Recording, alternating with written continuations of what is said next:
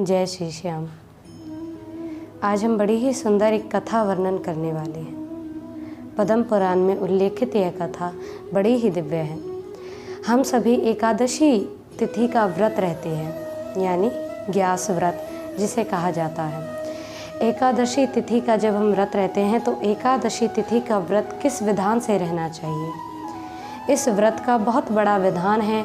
यदि हम इसे नियम से रहते हैं तभी हम पर इस व्रत की वास्तविक कृपा होती है, और यदि बिना नियम के इस व्रत को किया जाता है तो इस व्रत की कोई न कोई अपूर्णता रहने के कारण हमारे जीवन में इस व्रत का गलत प्रभाव पड़ जाता है। एकादशी व्रत में जो सबसे महत्वपूर्ण व्रत बतलाया एकादशी के ही अंदर, वो होता है त्रिस्पर्शा तिथि का व्रत। अब कहा कि ये त्रिस्पर्शा तिथि क्या है। त्रिस्पर्शा तिथि उसे कहा जाता है जिस एकादशी में एकादशी, द्वादशी और त्रयोदशी तीनों ही तिथि एक दिन पड़ जाए तो समझ लीजिए कि वो तिथि उस दिन की त्रिस्पर्शा तिथि मानी जाती है। और त्रिस्पर्शा तिथि का व्रत सब व्रतों में उच्च स्थान के रूप में कहा जाता है। तो सर्वप्रथम इस व्रत को किसने किया था? एक बार गंगा मैया भगवान विष्णु से प्रार्थना करने लगी, उनकी स्तुति करने लगी। तो भगवान विष्णु की स्तुति करने के पश्चात भगवान विष्णु जैसे ही मैया गंगा के सामने प्रकट हुए और गंगा मैया से पूछा कि कहिए देवी, आपको किस बात का कष्ट है? तो गंगा मैया कहने लगी, प्रभु कष्ट मुझे किसी बात का नहीं है, लेकिन आपने मुझे इस धरती लोक पर भेजा है और इस धरती लोक के जीव प्राणी जब मेरे अंदर आकर मेरे जल से स्नान करते हैं तो उनके पाप नष्ट हो जाते हैं। भगवान विष्णु ने कहा कि हाँ देवी, ये तो सत्य बात है कि कोई भी यदि गंगा में स्नान करता है तो उस जीव के पाप नष्ट हो जाते हैं। गंगा उन पापों को हर लेती है। तो गंगा मैया कहने लगी कि प्रभु, मैं उन पापों को हरती हूँ, लेकिन प्रभु मैं तो इस कारण से उनके पापों को हर करके स्वयं पापनी बन गई हूँ। इसीलिए प्रभु, मेरे जो दूसरे के पाप मैंने लिए हैं उन पापों का निवारण हो सके, मेरे ऊपर से ये अपराध, ये इत्यादि जो भी दूषित सा स्वभाव, जो भी दूषितता मेरे अंदर आई है वो समाप्त कैसे होगी, ऐसी कुछ कृपा कीजिए। भगवान विष्णु से बारंबार प्रार्थना करी तो भगवान विष्णु ने गंगा मैया को कहा कि देवी, आप जाइए और जा करके त्रिस्पर्शा तिथि का व्रत रहिए। तो मैया गंगा ने पूछा कि प्रभु, ये त्रिस्पर्शा तिथि क्या है? भगवान विष्णु ने उन्हें बतलाया कि देवी, एकादशी, द्वादशी और त्रयोदशी जब एक दिन में हो तो वो त्रिस्पर्शा तिथि कहलाती है। इस दिन बड़े ही भाव से तुम व्रत रहो, तुम्हारी सारी ही मनोकामनाएं पूरी होंगी और तो और तुम्हारे जीवन को पूर्ण रूप से आनंदित कर देंगी। देवता के लिए भी इस व्रत को मान्यत्व कहा गया है, तो फिर मनुष्यों के लिए तो ये व्रत ना जाने कितना ऊंचा होगा। तो गंगा मैया ने पूछा कि प्रभु, अब मैं इस व्रत को किस विधान से रहूं? तो भगवान विष्णु ने बतलाया कि देवी, दशमी के समय आपको एक समय भोजन करना है, कि दशमी वाले दिन, जिस दिन दशमी हो आपको उस समय, आप उस दिन एक समय भोजन करें। और भोजन भी ये हो कि जो संतों की लीलाएं दर्शाई गई हैं वो तो चंद्रमा देख करके भोजन कर सकते हैं, लेकिन जो गृहस्थी हैं वो सिर्फ रात्रि के तारों को देखकर दशमी के दिन भोजन कर सकते हैं। लेकिन ऐसा नहीं कि आपको एक समय भोजन करना है तो आप कभी भी कर लें, सुबह शाम, ऐसा नहीं। सिर्फ आपको रात्रि के समय तारों को देखकर ही, जो गृहस्थी हैं वो तारों को देखकर ही भोजन करें। और दशमी के दिन जब आप एक समय भोजन करें तो उसके पश्चात में अगले दिन जब एकादशी लगने वाली हो तो आप एकादशी में काले तिल डालकर जल में स्नान करें और स्नान करने के पश्चात प्रभु का ध्यान करके उनसे प्रार्थना करें, मन में संकल्प लें, मैया तुलसी के आगे संकल्प लें और उनके आगे दीपदान करें, मतलब कि दीपक जलाएं। घी का दीपक जलाएं, ऐसा नहीं कि आप तेल का या किसी भी तेल का दीपक जला दें, क्योंकि कई लोग करते हैं कि मैया तुलसी के आगे तिल के तेल का दीपक जला देते हैं, लेकिन ये मान्यता और शास्त्रों के अनुसार श्रेष्ठ नहीं है। तो आप घी का दीपक जलाएं संकल्प लें हाथ में जल लेके कि प्रभु आज हम आपका पूर्णत्व रूप से उपहास करेंगे। संकल्प लेने के बाद में जब व्रत रहें तो सारे दिन आपको एकादशी के दिन पूर्ण रूप से आपको फलारित रह के, मतलब कि फलार में ही रहना है। आपको कोई भी अन्यत्र भोजन नहीं करना है। उस दिन ज़्यादातर आप प्रयास करें कि आप मौन रह सकें, मतलब कि मौन रहें और मौन रहें। और जिस दिन, मतलब कि जो भी एकादशी आप रह रहे हो, त्रिस्पर्शा तिथि की, मतलब जो भी एकादशी हो, ज़रूरी नहीं है कि वो त्रिस्पर्शा तिथि कौन सी एकादशी में पड़े, तो किसी भी एकादशी में पड़ सकती है। तो मोहिनी, पाप मोचनी, पुत्रदा इत्यादि जो एकादशी हैं, तो उनमें से किसी में भी ये तिथि पड़ रही हो, तो जो एकादशी में ये तिथि है उस एकादशी की आप पूजन करें, पाठ करें उसी विधान से। उसी एकादशी का पूजन इत्यादि करने के पश्चात में सारे दिन प्रभु का ही ध्यान करें, फलार करें, केवल फल खाएं। ऐसा नहीं कि फलार में आप सोच लेते हैं कि कोटो का आटा इत्यादि इन चीज़ों का हम भक्षण कर लेते हैं तो वो फलार में आता है।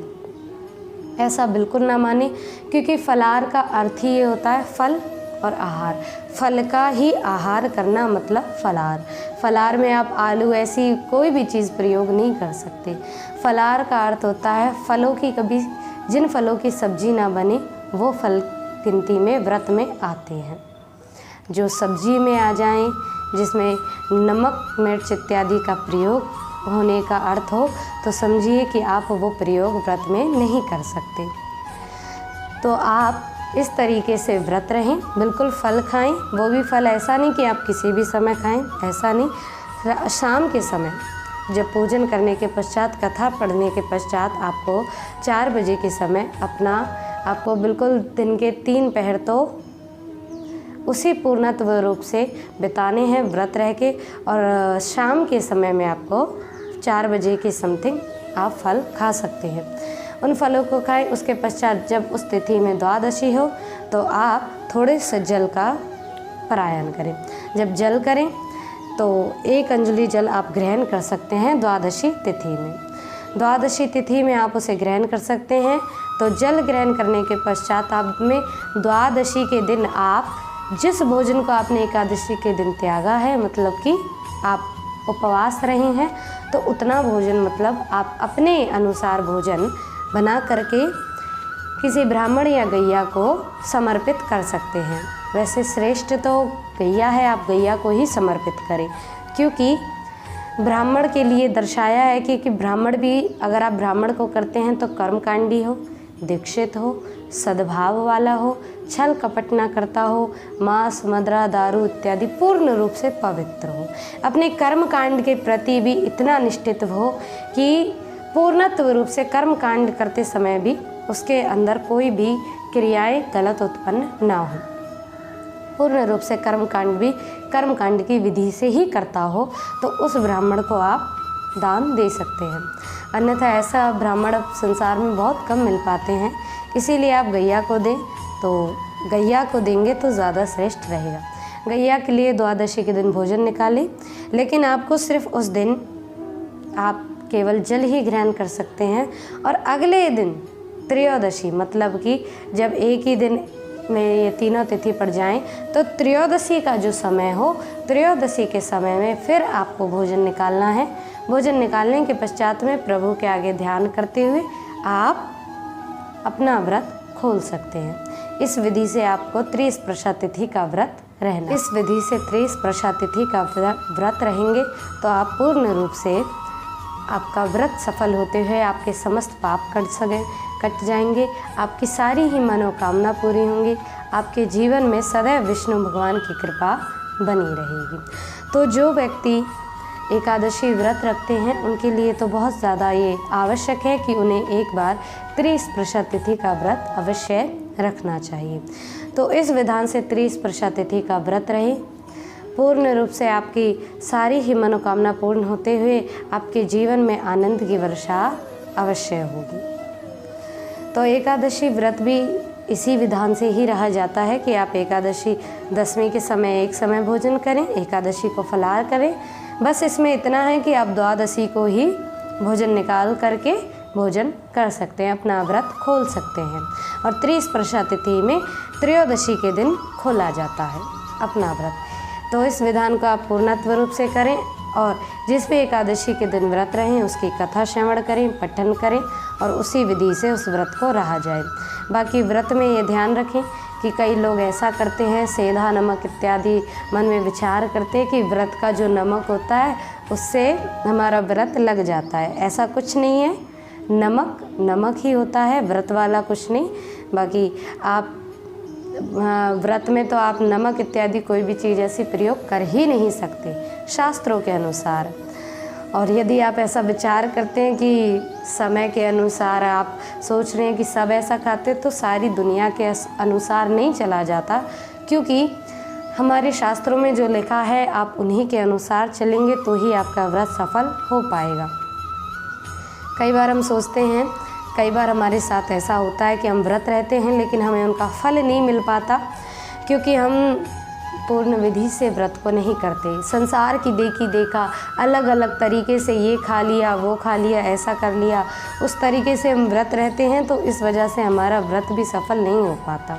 एकादशी के दिन मौन रहा जाता है, पूर्ण रूप से प्रभु का ध्यान किया जाता है।